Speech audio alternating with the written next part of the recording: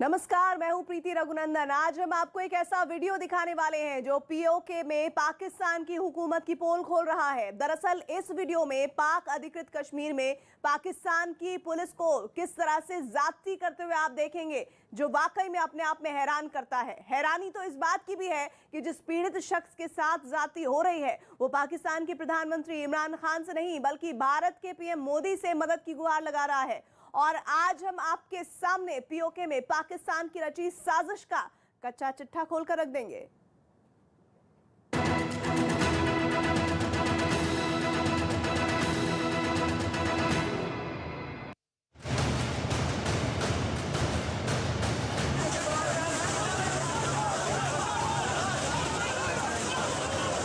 मोदी से मदद तलब कर रहे हैं कि आओ और इनको सीधा करो, ये रकबे तुम्हारे हैं मोदी। एक वायरल वीडियो ने उड़ाई इमरान की नींद। पाकिस्तान की पोल खोलता एक वीडियो। ये पुलिस इंतजामिया ने हमारा घर सील कर दिया है। बिलफौर हमारा घर खोलें, अदरवाइज हमें हिंदुस्तान इंडिया से तलब मदद करते हैं हम। 2 मिनट के वीडियो में कैद पीओके की हकीकत। ये लोगों को आके बदमाशी करते हैं, ठीक है। आज इन्होंने हमें पे दखल किया है। इस वक्त मेरे बच्चों को घर से निकाला है, बरसती बारिश में मैं रोड पे बैठा हुआ हूँ। पीएम मोदी से पीओके की आवाम लगाए मदद की गुहार। मोदी से मदद तलब कर रहे हैं कि आओ और इनको सीधा करो, ये रकबे तुम्हारे हैं मोदी। इससे पहले हम आपको इस वायरल वीडियो की हकीकत बताएं। आप जरा इस वीडियो में नजर आ रहे शख्स के अल्फाजों को ध्यान से सुनिए। ये पुलिस इंतजामिया ने हमारा घर सील कर दिया है। मैं यहाँ पे अपने हैसियत से, इस हैसियत से मैं ऐलान करता हूँ, मैं ये ऐलान करता हूँ कि फौरी तौर पे कमिश्नर मुजफ्फराबाद, कुछ भी हुआ ये बच्चे मेरे बैठे हुए हैं, ठीक है।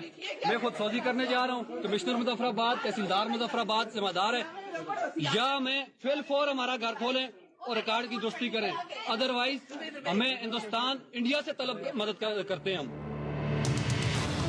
ये वीडियो पाक अधिकृत कश्मीर में पाकिस्तान पुलिस के जुल्म और सितम की पोल खोलता वीडियो है।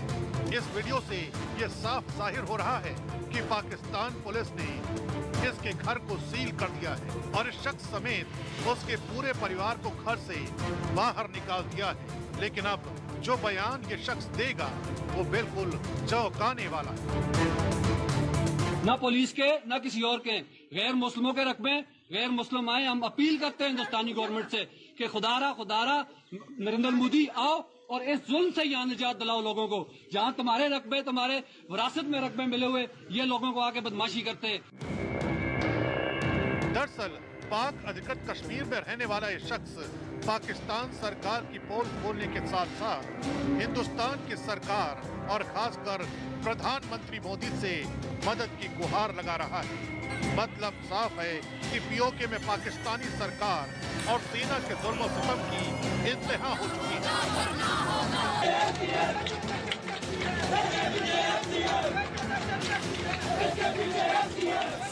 हैरानी तो इस बात की है कि बारिश हो रही है और पाकिस्तानी पुलिस ने उसके परिवार और बच्चों को घर से बेदखल कर बाहर सड़क पर बैठा दिया है। आज इन्होंने हमें पे दखल किया है। इस वक्त मेरे बच्चों को घर से निकाला है, बरसती बारिश में मैं रोड पे बैठा हुआ हूँ, ठीक है। तहसीलदार मुजफ्फराबाद, ये साबर नकवी, SHO थाना सिटी सदर, ये किस कानून के तहत बेदखल कर रहे हैं घर से घर सील करके।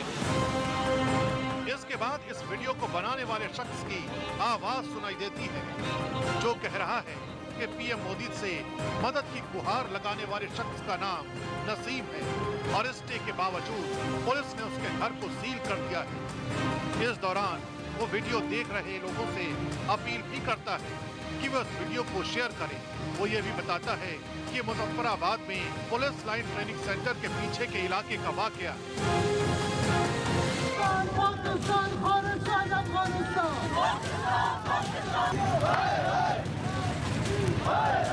दरअसल पाकिस्तान पीओके पर पिछले 70 साल से कब्जा करके बैठा हुआ है और एक साजिश के तहत पाकिस्तान पीओके को 2 हिस्सों में भी बांट चुका है। एक हिस्से को आजाद कश्मीर का नाम दिया गया है तो दूसरे को federal administered northern area.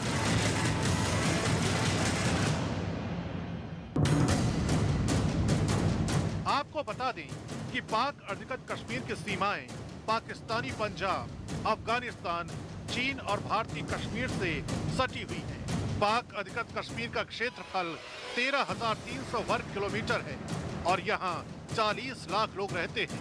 Pakistani कब्जे वाले कश्मीर की राजधानी मुजफ्फराबाद है और इसमें 8 जिले मीरपुर, भिंबर, कोटली, मुजफ्फराबाद, बाग, नीलम, रावलाकोट और सुधनती है। पाक अधिकृत कश्मीर के हुंजा गिलगित के एक हिस्से रक्सम और बाल्टिस्तान की शख्सगम घाटी क्षेत्र को पाकिस्तान ने 1963 में चीन को सौंप दिया था। इस इलाके को सीडेड एरिया या ट्रांस काराकोरम ट्रैक्ट भी कहते हैं। दरअसल 1947 में भारत पाकिस्तान की पहली जंग के बाद पाकिस्तान ने कश्मीर के कुछ हिस्से पर कब्जा कर लिया था। उसे आज की तारीख में पीओके कहा जाता है। पाकिस्तान ने अपनी साजिश के तहत पीओके को एक अलग देश घोषित किया हुआ है और पीओके में एक प्रधानमंत्री और राष्ट्रपति भी बना रखे हैं। इतना ही नहीं, पीओके को अलग पहचान दिलाने की गरज से उसे एक झंडा भी दिया हुआ है और हर साल 24 अक्टूबर को पीओके में यौम आजादी यानी स्वतंत्रता दिवस भी मनाया जाता है। लेकिन ये सब पाकिस्तान का ड्रामा है। अपनी इस साजिश की आड़ में पाकिस्तान ने पीओके की रक्षा, विदेश नीति और विदेश व्यापार की जिम्मेदारी अपने नियंत्रण में रखी हुई है। साफ है कि पाकिस्तान ने पाक अधिकृत कश्मीर को लेकर दोहरी नीति अपनाई हुई है और अपनी इस साजिश को कामयाब बनाने के लिए उसने पाकिस्तान के दूसरे सूबों से लोगों को लाकर यहाँ बसा दिया है ताकि कोई पाकिस्तान के खिलाफ आवाज न उठा सके। सिर्फ नक्शे पर दिखाने से अपने को संतोष देते रहे तो जाहिर है पीओके का यह हिस्सा हमारे पास कभी नहीं आएगा। इसलिए जरूरी है कि हम अपने सारे संसाधनों का उपयोग करके पाकिस्तान के पास रखे हुए अपने पीओके के हिस्से को आज़ाद कराएं और उसका जम्मू एंड कश्मीर में विलय करा करके एक अच्छे स्टेट का निर्माण करें। इसके अलावा पीओके में वहां की आवाम की आजादी की आवाज को दबाने और लोगों को डराने के मकसद से पाकिस्तान ने पाक अधिकृत कश्मीर के कई हिस्सों में अपने पाले हुए अलग अलग आतंकी तंजीमों के ट्रेनिंग बेस बना रखे। ये वही आतंकवादी हैं जो ट्रेनिंग लेकर पाकिस्तान के शहर पर जम्मू कश्मीर में आतंकवाद की आग भड़काने का काम करते हैं। सिर्फ यही नहीं, पीओके में रहने वाले कश्मीरी जब भी पाकिस्तान के चंगुल से आजाद होने के लिए अपनी आवाज बुलंद करते हैं तो पाकिस्तान सेना बंदूक के जोर पर उनकी आवाज को दबा देती है।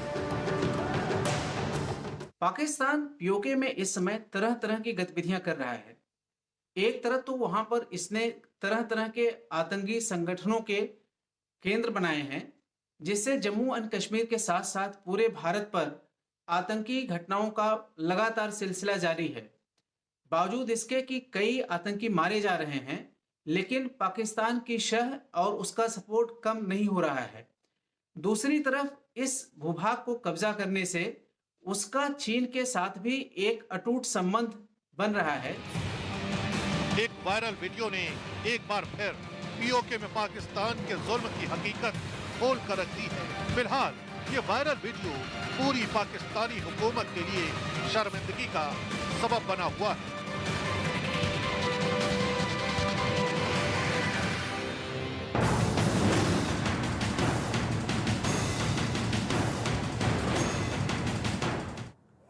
पीओके की हकीकत दिखाने के बाद आपको पाकिस्तान के सिंध सूबे का सच भी दिखाते हैं। ये बगावत की वो चिंगारी है जो आज भड़क कर एक शोले में तब्दील हो चुकी है। ये पाकिस्तान की वो कड़वी हकीकत है जिसे वो दुनिया की नजरों से छिपा कर रखना चाहता है। लेकिन अफसोस की बगावत का ये बवंडर इतना मजबूत हो चुका है कि अब पाकिस्तान इसे बंदूक के दम पर भी रोक नहीं पाएगा। बगावत की ये चिंगारी जिस कदर भड़की हुई है उसे देखकर तो लगता है कि जल्द ही पाकिस्तान से सिंधु देश अलग हो जाएगा।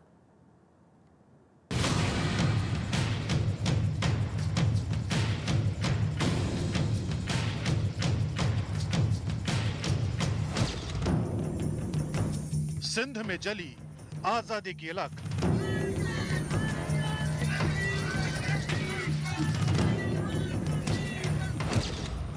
सिंध में उठा आजादी का तूफान।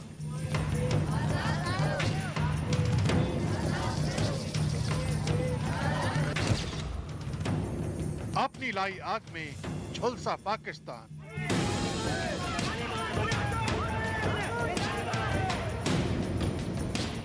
सिंध में बगावत की आंधी।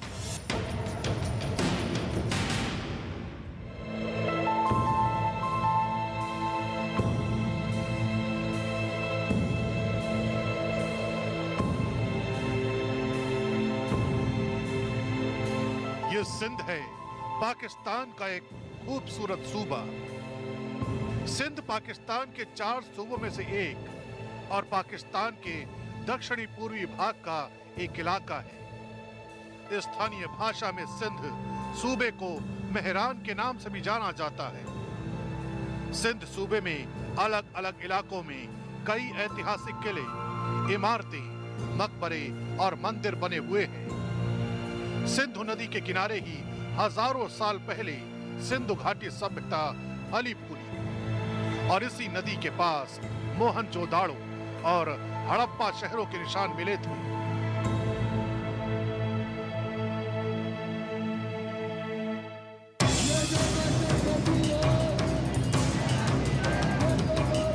पाकिस्तान की अपनी ही सरजमी पर पाकिस्तान की सरकार के खिलाफ ही सिंध में बगावत की चिंगारी भड़की हुई।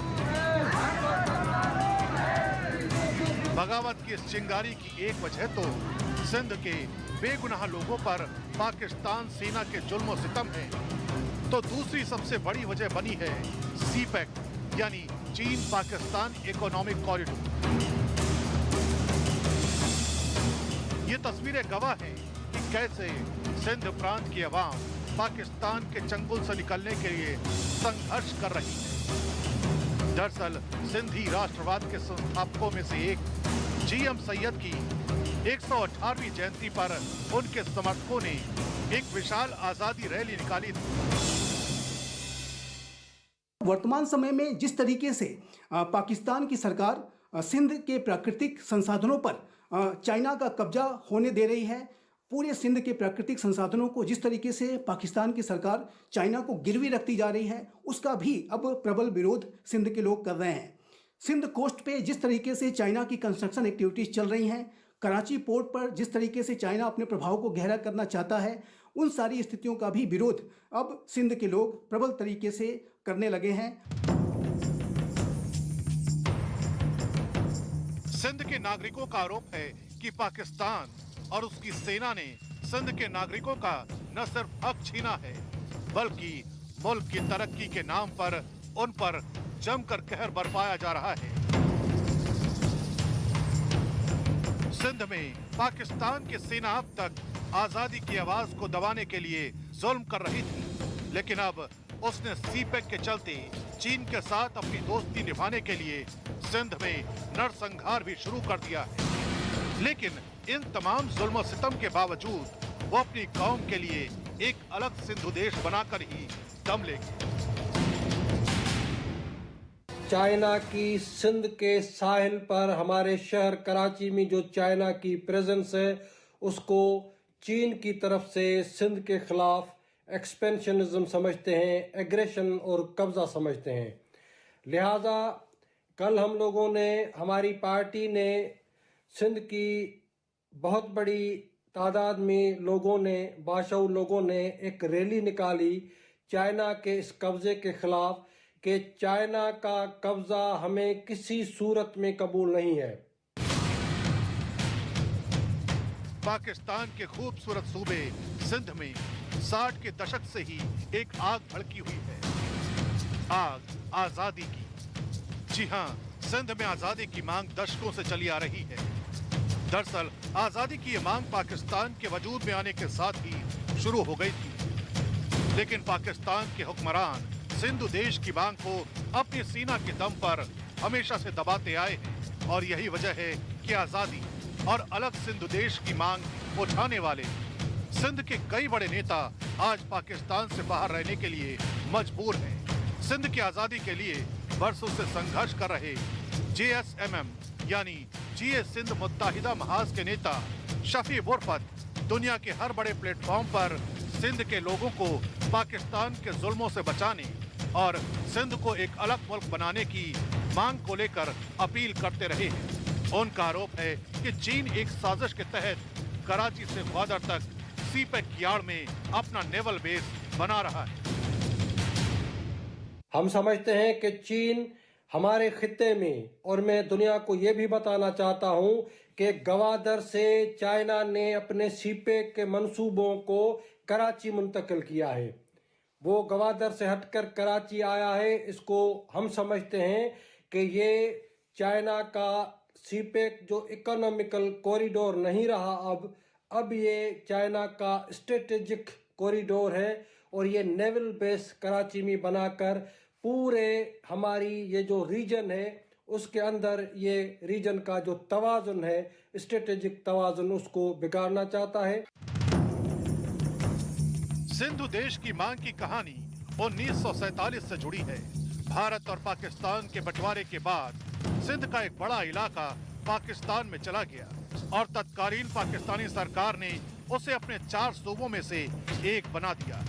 साल 1960 में जब पाकिस्तान के हुक्मरानों ने पूरे पाकिस्तान में उर्दू को पाकिस्तान की राष्ट्रीय भाषा घोषित किया तो सिंध सूबे में इसका विरोध होने लगा। यहाँ के लोगों ने इसका विरोध किया और इसके फलस्वरूप सिंधी अस्मिता का जन्म हुआ। इस आंदोलन को रफ्तार मिली 1972 में, जब बांग्लादेश पाकिस्तान से अलग हो गया। साल 1972 में पूर्वी बंगाल के संघर्ष से प्रेरणा लेकर सिंधी राजनेता जीएम सैयद ने जीए सिंध तहरीक नाम का संगठन गठित किया और सिंधु देश का विचार अपने समर्थकों और सिंधु की स्वतंत्रता की मांग उठाने वाले लोगों के सामने पेश किया। जीएम सैयद पाकिस्तान के पहले राजनेता थे जिन्होंने सिंध देश की स्वतंत्रता की मांग की थी। सिंध के खिलाफ पाकिस्तान सरकार की नीतियों का विरोध करने के लिए पाकिस्तान ने उन्हें 30 साल तक कैद में रखा। 26 अप्रैल 1995 को कराची में कैद के दौरान ही उनकी मौत हो गई थी। चाइना को लगातार इस बात की मैसेज भी इस मीटिंग्स में दिए गए, इन सभाओं में दिए गए कि चाइना को सिंध से वापस चले जाना चाहिए। गो बैक चाइना जैसे नारे भी इसमें इस प्रदर्शनों में लगाए गए। तो ये स्पष्ट रूप से दिखता है कि सिंध देश के लोग अपनी जो पहचान है, अपनी जो संस्कृति है, अपनी जो टेरिटरी है, उसकी रक्षा के लिए संकल्पबद्ध हैं और आने वाले समय में पाकिस्तान के सिंध प्रांत में स्वतंत्र सिंध देश की मांग और अधिक तेज हो सकती है। पहले जुल्फिकार अली भुट्टो और उसके बाद उनकी बेटी बेनजीर भुट्टो के पाकिस्तान के प्रधानमंत्री बनने की वजह से ये आंदोलन ठंडा पड़ गया था। लेकिन अब एक बार फिर पाकिस्तान के हुक्मरानों की ज्यादतियों के चलते सिंधु देश की मांग तेज हो गई है। आलम यह है कि सिंधु देश की मांग के शोले अब एक ऐसी आग में तब्दील हो चुके हैं जिसकी वजह से पाकिस्तान एक बार फिर बंटवारे की आग में झुलस रहा है।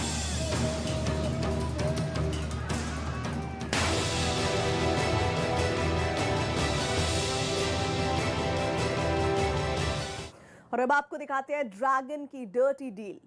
चीन से दोस्ती श्रीलंका के जी का जंजाल बन गई है। चीन ने श्रीलंका को बड़े बड़े सपने दिखाए और उन सपनों के जरिए शुरू कर दिया कब्जे का खेल। श्रीलंका की जमीन से चीन के विदेश मंत्री ने दावा किया कि दुबई की तर्ज पर बसाए जा रहे कोलंबो पोर्ट सिटी में जल्द ही कामकाज भी शुरू हो जाएगा। ध्यान दीजिए, दावा श्रीलंका ने नहीं, चीन ने किया है। वजह यह है कि कोलंबो पोर्ट सिटी में आधी हिस्सेदारी तो चीन की कंपनी के पास है। कोलंबो पोर्ट सिटी के बहाने चीन भारत को भी आंखें दिखाने की कोशिश कर रहा है, लेकिन भारत ने श्रीलंका को भारी भरकम मदद देकर चीन की चाल पर अपना दांव भी चल दिया है।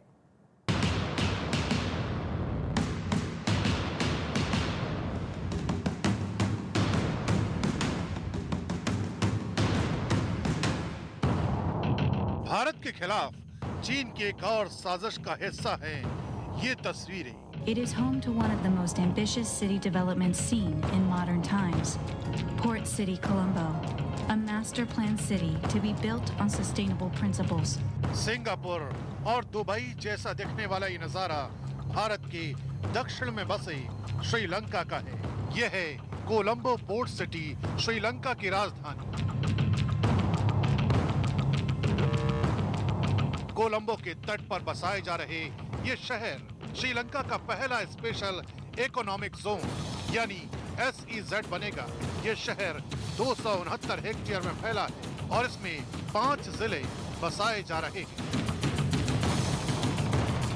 इसे बसाने से पहले इसे कुदरती आपदाओं से भी महफूज रखने के लिए इंतजाम किया जा रहा है। ये शहर अपनी जरूरत की बिजली भी खुद बनाएगा।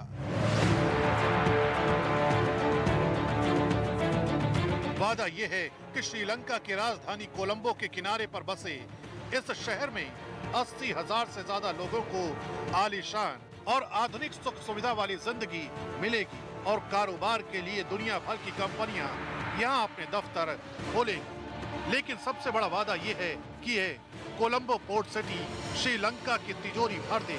कर्ज से डूबे श्रीलंका के पास फिलहाल इस सपने को देखने के सिवा कोई चारा नहीं है, क्योंकि ये सपना उसे चीन ने दिखाया है, लेकिन मुफ्त में नहीं।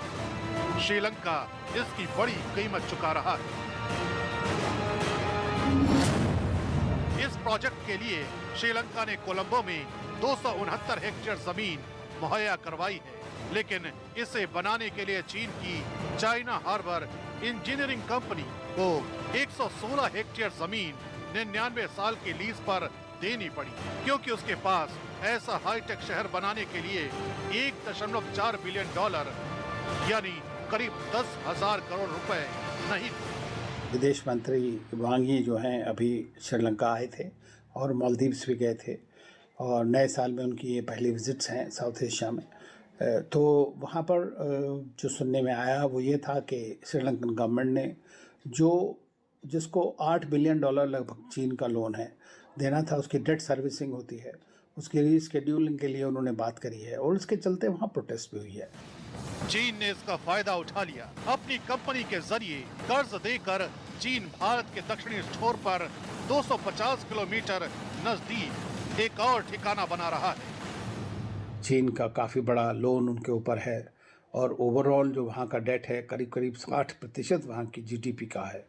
तो उनकी हालत काफ़ी इस मामले में मैं समझता हूँ कि माली हालत में परेशानियाँ हैं वहाँ पर। उसके चलते वो भारत के साथ में जो उनके रिश्ते रहे हैं अभी उसको वो किस तरह से बढ़ा रहे हैं आगे।